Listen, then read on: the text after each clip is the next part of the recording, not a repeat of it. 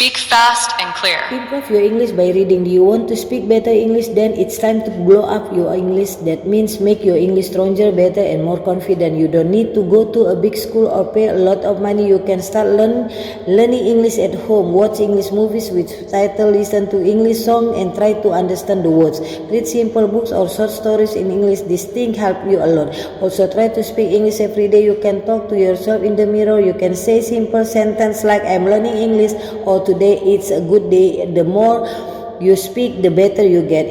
To improve your English, you should practice every day by reading books and writing short notes. Listening to songs and news helps you understand better, and speaking with friends increases your confidence.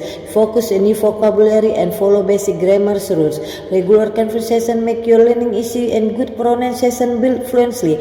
Try making simple sentences with new words and share your ideas. Use dictionary to check meaning and read stories to learn more. Always ask questions and give answers to improve communication.